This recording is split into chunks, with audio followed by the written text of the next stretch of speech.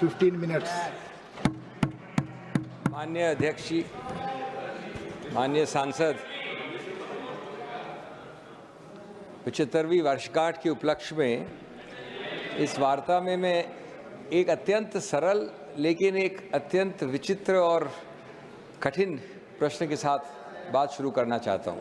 और वो प्रश्न ये है कि 1930 से 60 के बीच में जो लगभग 30-40 देश स्वतंत्र हुए साम्राज्यवाद से, उपनिवेशवाद से, यूके से, बेल्जियम से, फ्रांस से, नेदरलैंड से इत्यादि इत्यादि निकले वहाँ की कॉलोनियलिज्म से, सिर्फ एक अकेला कोरा भारत है जो उन 30-40 देशों में से आज एक गौरवशाली गणतंत्र लोकतंत्र है, बरकरार है आज 75 वर्ष बाद। ये एक बहुत ही विचित्र चीज। इसका कारण क्या है? तो कई कारण है। सबसे बड़ा कारण होता है गुड लक। लेकिन अगर और इसमें देखा जाए तो मैं समझता हूं कि एक अद्भुत जुगलबंदी थी। और मैं नहीं कह रहा हूं कि एक ही कारण है। एक कारण निश्चित रूप से वो अद्भुत जुगलबंदी का है जो गांधी और नेहरू के बीच में थी, और जो ट्रिनिटी थी हमारी जीएनपी की, गांधी नेहरू पटेल की। कुछ तो ठीक किया होगा उस निंदनीय नेहरू ने, कुछ तो ऐसे संस्थागत और गैर संस्थागत स्तंभ बनाए होंगे हमारे संविधान के, जिससे आज इस 30-40 देशों में, अगर आप एशिया में देखें, अफ्रीका में देखें, साउथ अमेरिका में देखें, तो संविधान के और संविधानवाद के, कॉन्स्टिट्यूशनलिज्म के आपको सिर्फ खंडर दिखेंगे उन सभी देशों में। अगर एक ने वो हमको स्वतंत्रता दिलवाई और दूसरे ने उसको महफूज रखा, सुरक्षित रखा, तो कुछ तो ठीक किया होगा इन दोनों ने मिलके। तो अब देखते हैं कि ये क्या संवैधानिक स्तंभ हैं जो 75 वर्ष से इस देश को गौरवशाली बना के रखा है, विश्व का सबसे बड़ा गणतंत्र। और उसके बाद साथ साथ देखते हैं कि उनकी वर्तमान परिभाषा क्या है, उन स्तंभों की, उन स्तंभों की का वर्तमान स्वास्थ्य कैसा है, स्वरूप क्या है, आकार क्या है। Friends, the first of those pillars, the non-institutional pillars, is secularism, one of the most misunderstood, most abused words, no doubt. Yes. You know, it's a self-protective mechanism, idea. We do no largesse, no mercy to practice secularism. We must do it in supreme selfish national and self-interest. India is planet Earth's most diverse spot. And diversity, when the Americans talk of the salad bowl or others talk of the melting pot, nothing captures India's diversity. We have 22 scheduled languages, 700 mother tongues, 2,000 dialects.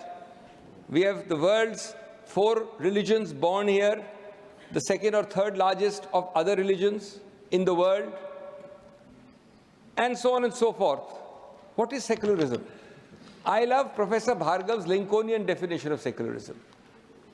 He said, why did Lincoln say for the people? It's understood democracy is for the people. Why did he say by the people?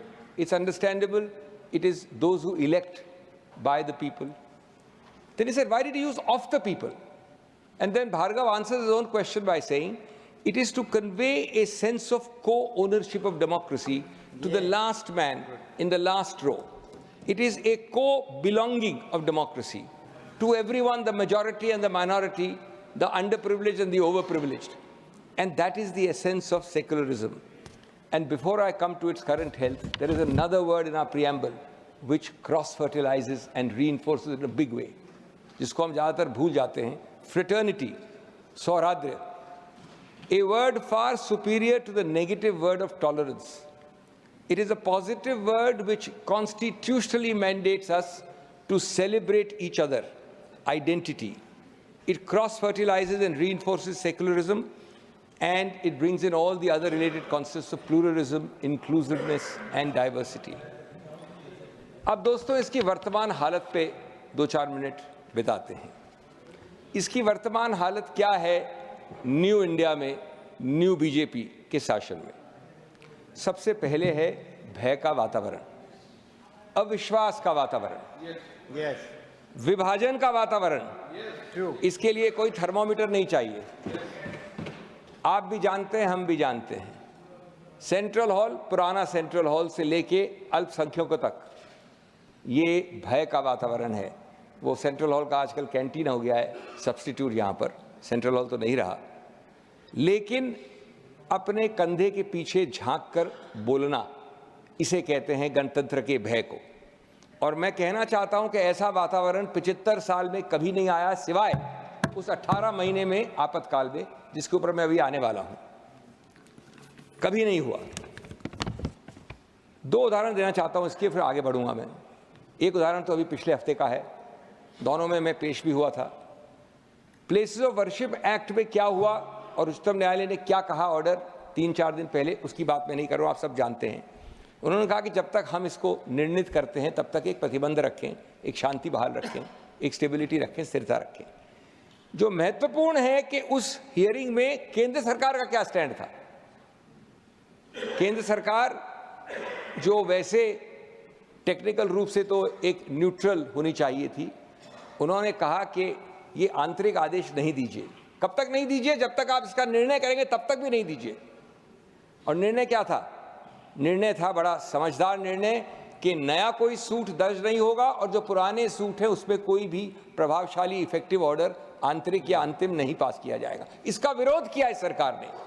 और आप बात करते हैं secularism और fraternity की, जब तक सिर्फ निर्णय आता है तब तक। इसका दूसरा उदाहरण, क्या केंद्र सरकार ने कभी भी किसी रूप में, माननीय प्रधानमंत्री तो बहुत बड़े हैं, गृह मंत्री भी बहुत बड़े हैं, किसी मंत्री ने भी, केंद्र मंत्री की हिम्मत हुई कि जो ये बुलडोजर राजनीति चली इतने सालों से यहाँ, जिसमें भी एक मामले में जिसमें मैं पेश हुआ था, उच्चतम न्यायालय ने रोक लगाई कुछ हफ्तों पहले, कभी भी उन्होंने, किसी ने बोला उसके विरुद्ध? ये आपके सबसे बड़े प्रदेश से शुरू हुआ था, एक शब्द बोलने की हिम्मत थी किसी को? बल्कि आप लोगों ने, you glorified, your CM's glorified bulldozers. There was an inter-CM, inter-state competition as to who is the more Rambo CM to practice bulldozer. And an award virtually was to be given for bulldozer CMs and bulldozer politics. But this is fraternity, this is secularism. Look at the statistics. Who were the victims of that bulldozer Raj? 95, 98%, one community. No notice. I make a protest, I make a poster, my house is struck down. But not one of you had the guts to speak up against it. Why? Because you cannot be allowed to do that. So friends, this is the hiatus between constitution, between constitutionalism, between secularism, between fraternity, and between the reality. You really wore the democratic cloak, but you wielded the autocracy's blade. As the constitution crumbled, in the shadows you made. Because friends, when rulers play puppeteers with democratic frame, the constitution is but a pawn in that game. Let us turn to some other underlying pillars. Federalism. You know, it's a very strange country where our framers made it largely a unitary country. Somebody called it quasi-federal because of largely unitary focus. But the great achievement of India is what we call inadvertent federalism or accidental federalism. Today, after 75 years, we are much more federal in operational reality than our framers conceived of in design, in constitutional design. And this is not the place to go into it because you've had fiscal federalism. We devolved today 45% odd of the funds to the states. We started with 30%. We have Panchayati Raj. We have municipal decentralization. We have linguistic federalism, the 3-language formula. We have economic liberalization. So that's a different story, but we have operational, real federalism of a far, far higher degree than our framers envisaged or created or designed. And federalism is very important for regional parties. It's a safety valve which channels the 3 Ds, discomfort, dissatisfaction, and dissent at the local level. Otherwise, like a pressure cooker, if it did not release it there, it would explode at the center.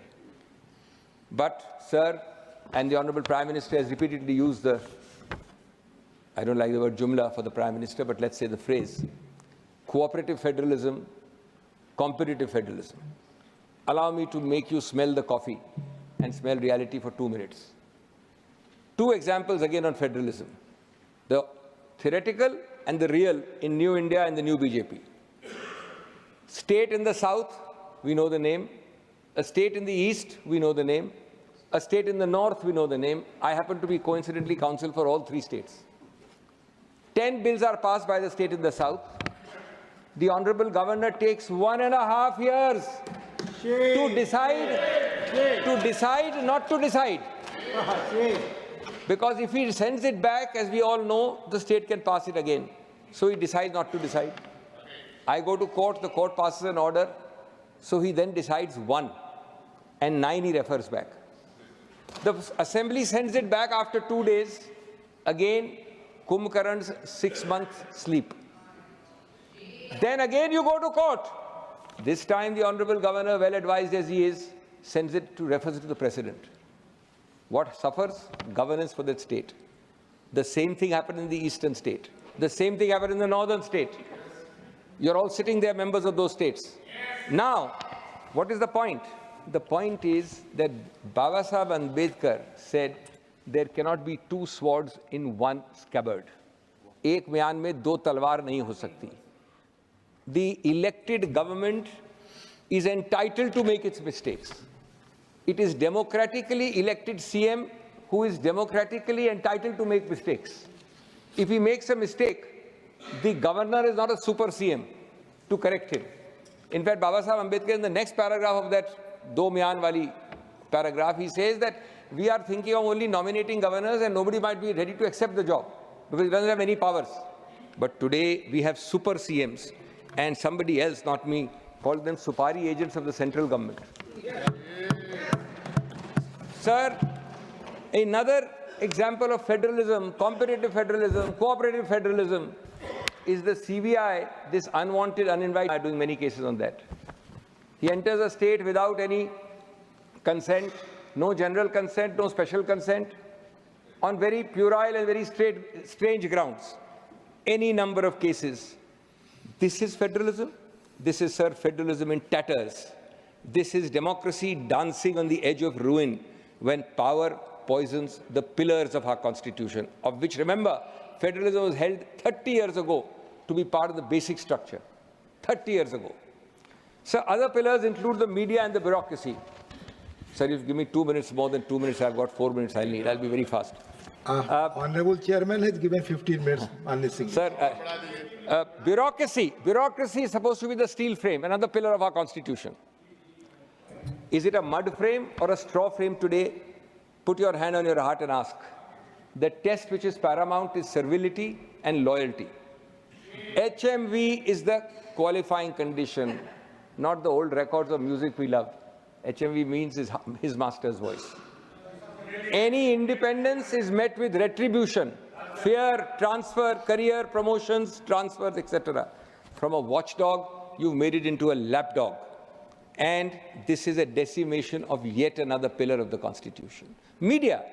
And here I blame the media much more than the government. The media typifies the Margdarshak Mandal's eminent Greece, Advani ji, who said, when we asked you to bend, you crawled. Godi media to shabd bhi 2014 ke baad hi bana hai.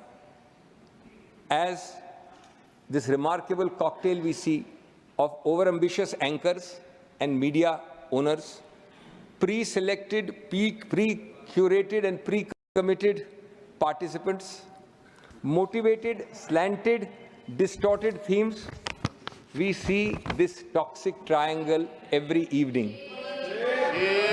Sir, I call it verbal terrorism and visual extremism. But this is because the media, Godi, has been converted largely into a Godi media. It doesn't help anyone. This is an institution which was called the 4th pillar. It was called the 4th pillar without being. Press freedom is nowhere mentioned in our constitution, but is given the status of a 4th pillar. Please. Sir, मेरा समय कम है, इसे जवाब नहीं दे रहा हूं मैं आपको. Vendetta politics. India is fortunate, unlike the 2 ladies who can't sit in Central Hall in Bangladesh, unlike Zia and Nawaz Sharif who can't sit in Central Hall in Pakistan. we were fortunate that we did not have vendetta politics. It started in a way in a South Indian state. It then traveled to an East Indian state. It went to the Battle of the Sardars in North Indian state. But largely the central government was free from it. So today you have, as one of your biggest alliance partners, the agencies, the three agencies we know well. And today, not only the laundry factory analogy, but a very good cartoon came when the Pope said, son, if you confess, all sins are forgiven. So the Indian man standing there on the side said, no, sir, all sins are forgiven if you join the ruling party. Yeah. Sir, there are many more examples. My time is limited.